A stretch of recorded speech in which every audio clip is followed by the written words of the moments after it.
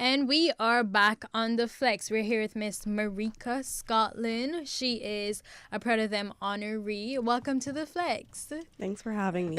Okay, so where's your billboard? It's in Bodden Town. But girl, we ain't seen that yet. I haven't been. Wait, you is it saw by it? the church? We all saw it. It's by the church, yeah. Yeah, okay. Oh, when you Easton. guys went to Easton. have to go all the way up to See? Easton. See, they didn't bring me, so I haven't seen your billboard. All right, so tell us a little bit about yourself. So I'm 16. I go to Cayman International School, and I'm in grade 11 doing the IB program. Mm-hmm. Yeah, I've born, raised here my whole life. Okay, so how's the IB program treating you? It's all right, I guess. It's school. alright.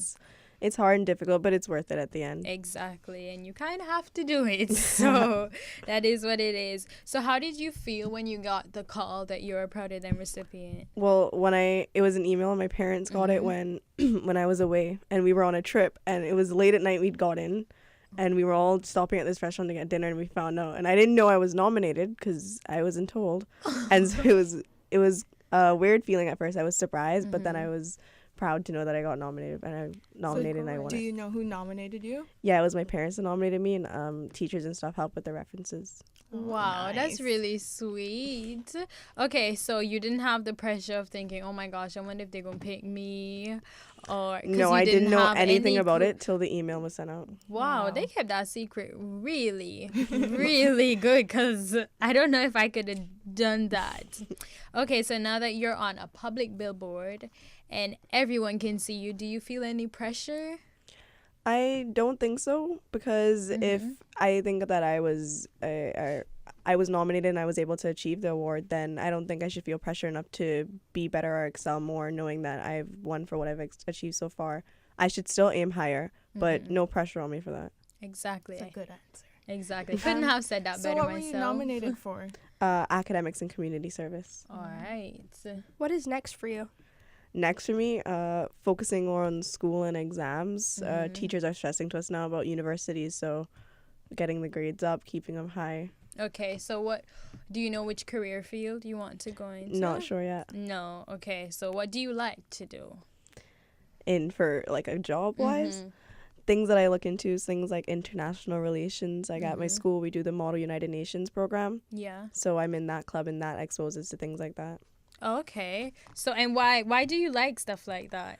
I'm not exactly sure at all. It interests me. Going to the club, doing the different sessions, like we're part of the United Nations committees, dealing with different problems in the world. Okay. So what is a club meeting like?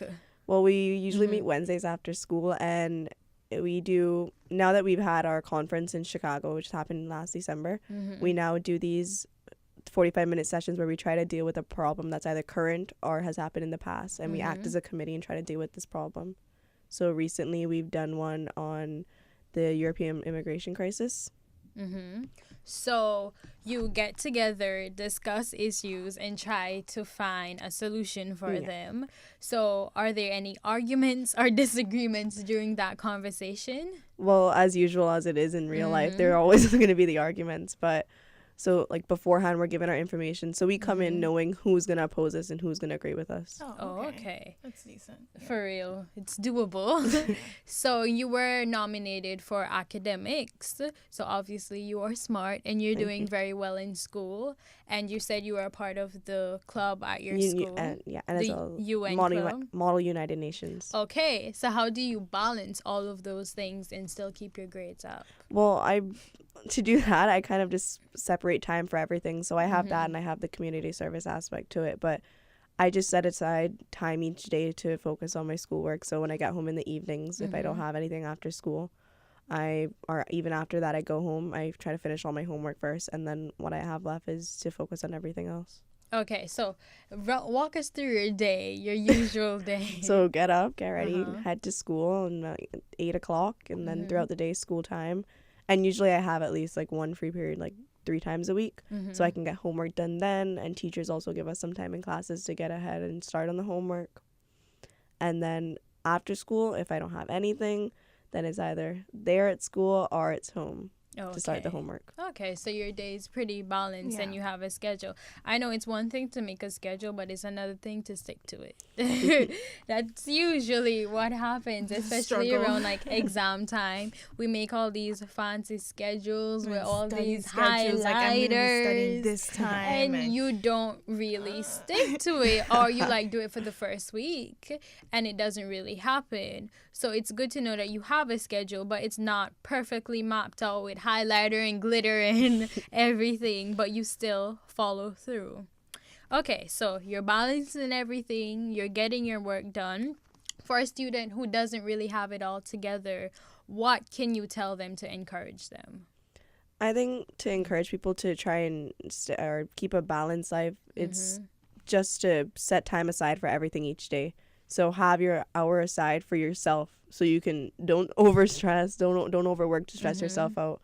Just set aside time each day for yourself, so you can have some time to relax, do something you want to do, but also use the rest of your time, use it good, because you have to all like work should be done, just having everything done and then having time for yourself as well. That's very Okay. important. Like some people just keep going and going and going until one day they just crash. Overworking yourself, yeah. it can give you results in the end, but it also stresses you a lot. Exactly. So it's like, were the results really worth it? Okay, so do you do any other community projects outside of what your school offers? I do. I'm involved in a community service group called Impact 345, and our main focus is visiting and helping to collect items and different things for the children who come here for free surgeries at Health City from Haiti and different places. Okay. So we try to visit them at least whenever a group comes. We visit them once or twice. We collect different items for them. So we collect toys, clothing, things that they can take back. So we take back things for them as well as the parents who come with them. Okay. So if anybody wants to donate to Impact 345, you can find us on Facebook at Impact 345, and we're also on Instagram. So you can contact us through there, and you can donate and drop off at Grand Pavilion if you want in West Bay. But usually we have posts on Facebook, and on those we say what we need specifically for children that are coming, or what we lack in now, so that when children do come, we have things we can choose from. Okay, So- and when's like the next date? We're not sure of yet, but usually if you can get in touch with us and contact us through those social media sites, we're able to let you know if you want to join and visit with us, then you can let us know. Yeah, that's what I Okay. was about to ask. How can someone join? Then you can contact us through there, or contact anyone who's involved in the group, and they'll let you in. So you can just send us your email and you can get added to the email list, and you'll know of when we're going to meet people. We also do different we also help with different charity groups. So we are trying to help with the Island Heritage Coin Drive, and then also with Meals on Wheels whenever they do their coin drives, as well as hospice care. And we also try to get involved in as many charity walks as possible. Okay, wow, I've never heard of the group before, but now I'm Same. super interested. Do you know who started it? It was Holly Thompson. She goes to school with me, and her dad works at Health City, and she started going with just friends and then decided to open it up, and after that it just kind of blossomed. Wow, and how long has that group been around? I'd say about a year and a half or two. Okay. And the surgeries at Health City go on at least a couple times a year? Yeah, what they're aiming for this year, I think, is to get 100 surgeries done this year. Wow. And then so on, like increasing them each year. But they bring in young children. So they do heart surgeries and different things on them. Okay. They work with the organization Have a Heart. Wow. So is it just young children? No, we've seen people come in who are 20 years old or so. Okay. Okay. Wow, that's amazing. I haven't heard of this group, but it sounds like I'm you guys are definitely doing intrigued. Like, it's something really good. wonderful. So you guys look for different community projects throughout the year. Yeah, because So- it's not always that the kids are here, because we Mhm. even they're not just from Haiti. We have from like Honduras, Dominican Republic, but when they're not here, we try to get involved in other things as well. So we try to do the different charities, find out what they have, anything going on, or even participating in the like walks and stuff they have. We're planning to do the breast cancer walk together, the DG's 5K. Okay. So you guys put a lot of work in the community of the Cayman Islands, not just overseas. at all. Not just No. overseas alone, but No. definitely the groundwork first in your own community. So if you want to join, again, you just go on the... So find the social media pages and you can contact us through there and send us your email if you want and send us that, and then we'll be able to add you to the list and you can find out of different events that we're having, hoping things like that, like when we're going to see the kids, if we're doing any other community service stuff. Wow, that's definitely a good group to be a part of. And meeting with the kids too, it's always a great experience. At first, the first time, it's always sad seeing them because they're sick and you realize they're not as fortunate as you are. But after a while, you start to see them and they're happy as they are, and you're happy to know that they're better. It's just a great experience meeting with them. And you learn to appreciate the things that you have. Yeah. So what kind of things do you need all the time for these children? We usually collect children's clothing, so any of that for different ages from baby to 10, 12 years old in between, and then toys as well to give to them, and different bags because it's always hard to transport the stuff, so we always like to give them bags to put in.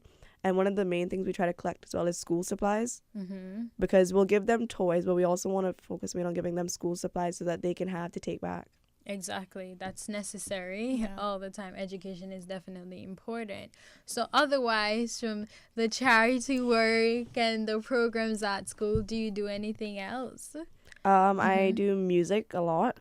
Okay. Yeah, so I do the flute and the piano. Wow. How long have you been playing both instruments? Well, piano for about 3 years, I believe, 3 or 4 years. And flute, I think it's been about 8 or 9. Wow. Have you taken Trinity for any of them? I've taken Trinity for flute, grade 4. And I'm not taken for piano, but I've taken theory as well. Wow. I used to play the flute, but that went down the drain. So let's not even discuss that. I found it kind of difficult. So how do you find it? Well, after playing for many years, it became simple for me. Second nature. Yeah, it's kind of just there in my head. Piano is a bit harder, having to learn how to do 2 different things at one, like with 2 hands. But I like it. Wow. Are you taking part in the private school's music festival? No, not at my school. I'm not able to join the band because of my timetable. But yeah. But you still have this skill, though. Yeah, I do. So I do music lessons, and I... Yeah. Okay, so when you got the time, you'll eventually join a band and put it to work. And even when you move away for college, you can still use it then. That's something that colleges love to see, that you're a very well-rounded person. You don't just go to school and that's it. You're involved in your community. You do music, and you have it going for you right now.